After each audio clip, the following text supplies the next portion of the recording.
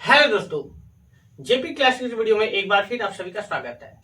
आज हम जो बच्चा देता आपको क्लास 12 का मैथ का जो सिलेबस है उसको बताएंगे कि क्लास 12 मैथ में आपको क्या क्या पढ़ना है, क्या आपका सिलेबस क्या है।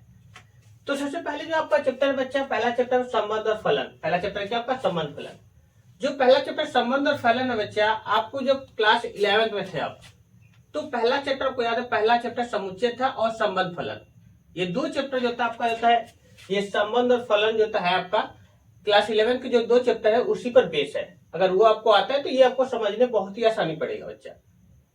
फिर चैप्टर नंबर 2 है प्रतिलोम त्रिकोणमिति फलन। ये जो चैप्टर है, जब क्लास 11 पे आप थे तो क्लास 11 में बच्चा आपको था त्रिकोणमिति फलन था, तो उसी पर आधारित आपका होता है ये चैप्टर है प्रतिलोम त्रिकोणमिति फलन है। आपका जो थर्ड चैप्टर बच्चा आव्यूह और सारणिक, ये दोनों चैप्टर आप जो आपके लिए एकदम बच्चा नया चैप्टर, एकदम नया चैप्टर, एकदम फ्रेश है जिसे कहते हैं, ये दोनों चैप्टर आपके लिए। और पांचवा चैप्टर बच्चा सातत्व तथा अवकलनीयता।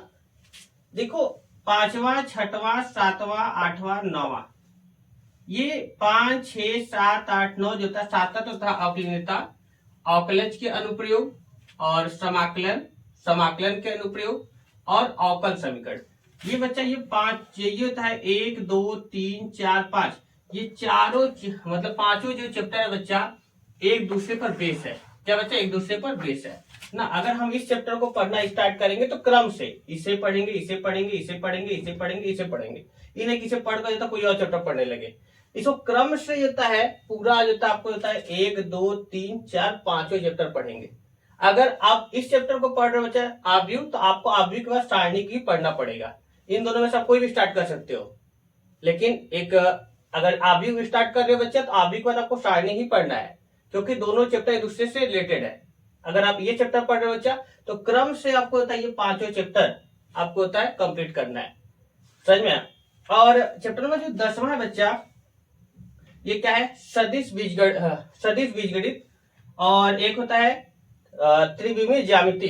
ये सदिश बीजगणित और जो त्रिविमीय ज्यामिति है, ये जो चैप्टर है बच्चा है ना, बहुत ही आसान है। क्लास 11 पे इससे रिलेटेड आपका एक चैप्टर था ना, त्रिविमीय ज्यामिति का परिचय, तो उसी पर आधारित ये होता है आपका ये चैप्टर है, चैप्टर नंबर 10 और 11, जिसका नाम था सदिश बीजगणित और क्या आपका त्रिविमीय ज्यामिति चैप्टर है। बहुत आसान चैप्टर है, इसको होता है खत्म करेंगे बहुत अच्छे से पढ़ा जाएगा। 12वां चैप्टर होता है रैखिक प्रोग्रामन।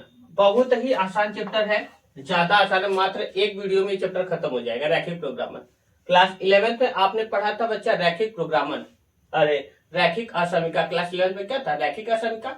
उसी रैखिक असमीका उसी पर आधारित बच्चा ये वाला चैप्टर आपका रैखिक प्रोग्रामन मात्र एक वीडियो में खत्म हो जाएगा। और फिर जो आपको जो ये है लास्ट चैप्टर बच्चा प्रायिकता। क्लास 11 में प्रायिकता आपने पढ़ा है, इसे भी प्रायिकता पढ़ना पड़ेगा। इससे प्रायिकता में बच्चा आपका क्रमचय और संचय जो क्लास 11 में पढ़े हो उसका जरूरत यहाँ पर पड़ेगा। तो ये जो आपको जो सिलेबस था क्लास 12 मैथ का जो सिलेबस था बच्चा, बहुत ही अच्छा सिलेबस है। इस सिलेबस को हम कंप्लीट करेंगे। आपको डेली जो था एक एक वीडियो होता है इस चैनल पर अपलोड होगा, तो आप देख लीजिएगा बच्चा। डेली जो है क्रम से एक एक चैप्टर को, पूरे चैप्टर को हम लोग पढ़ेंगे। क्रम से डेली एक वीडियो आपको मिलने की मेरी पूरा जो है कोशिश रहेगा कि आपको डेली एक वीडियो हम दें। ठीक है बच्चा, आज के लिए इतना ही। फिर मिलते हैं एक मस्त वीडियो, शानदार वीडियो, जानदार वीडियो के साथ। Tata bye bye.